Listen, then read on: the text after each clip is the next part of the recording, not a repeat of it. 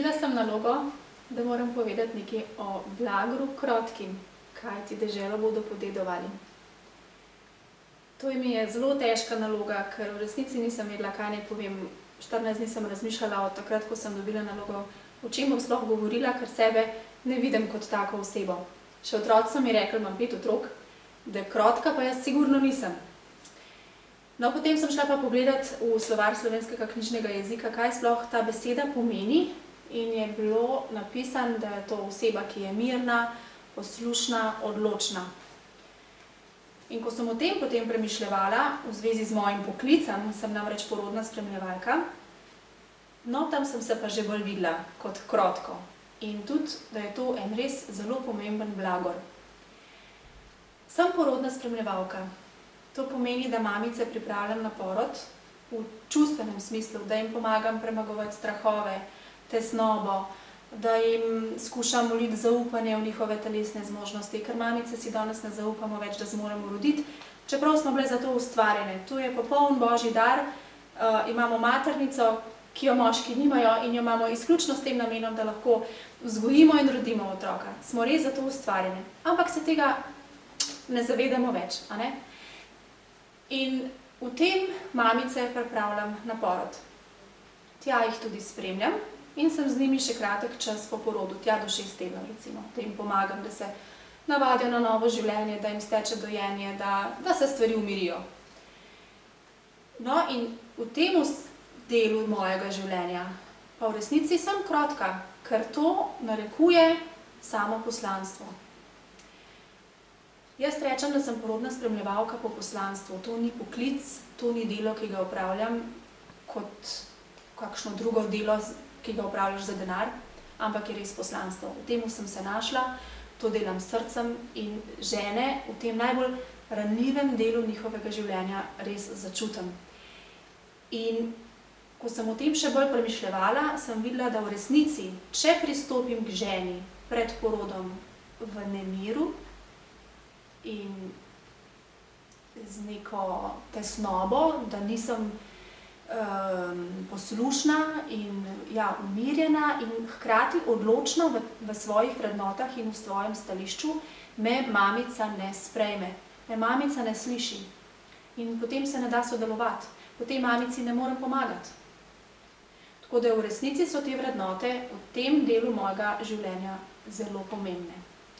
Po drugi strani so pa pomembne tudi za mamico, ki je pred porodom, da sprejme to krotkost. Kaj pa to pomeni? To pomeni, da če ne sprejme miru v sebe, bo zelo težko rodila. Kaj pa je ta mir? Mir pride lahko samo od Boga. In to tudi jaz mamicam velikokrat povem. Naj bo verna, neverna, to sploh ni pomembno. Besedo mir razumemo vsi. In jaz verjamem, in pač kristjani verjamemo, da je mir Bog. In ta mir, ki pride od Boga k mami, ji podeli zaupanje in vero v njene lastne telesne zmožnosti, da bo lahko lepo rodila svojega otroka in da zmore to roditi. Ker to zaupanje smo izgubile, v tem je največja težava. Zaupanje, ki je pa hkrati zaupanje tudi v Boga in v njegovo modrost, da nas je take ustvaril. Ampak, da se vrnem nazaj k krotkosti, ki jo more mamica pred porodom nekako sprejeti, ponotranjiti. Torej mir, prva stvar. Druga stvar, poslušnost. Komu zdaj? Svojemu telesu. Kaj se v njej dogaja, da začuti spremembe, kaj otrok sporoča, da je povezana s svojim telesom, da je povezana s svojim otrokom. Ker tudi to je božji dar. To ne pomeni, da sebe poveličujemo, pa da poveličujemo zmožnosti svojega telesa, ampak da zaupamo, da nam Bog na ta način spregovori, ker so to znaki, ki nam skušajo nekaj povedati. In mamica pred porodom ima teh znakov v svojem telesu ogromno. In otrok, ki z njo komunicira, ji prav tako non-stop sporoča neka čustva, nekaj ji sporoča, se že pogovarjata na en svoj način. In to je ta poslušnost, ki jo mamica lahko, bi bilo fajno, da jo razvije do svojega telesa in do svojega otroka. Ne? To se pravi, zdaj smo obdelali mir, pa poslušnost, pa še odločnost.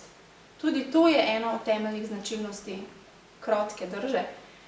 Mamica je odločna v tem, da zaupa, da bo zmogla roditi svojega otroka. Odločna v tem osveščanju. Ne? In jaz, ko jo spremljam na porod, prav tako, sem odločna in trdna v tem zaupanju, da bo zmogla. Hkrati zaupam v Božjo previdnost, da v danem trenutku podeli mamici vse tiste darove, ki jih potrebuje, zato da opravi svoje veliko delo.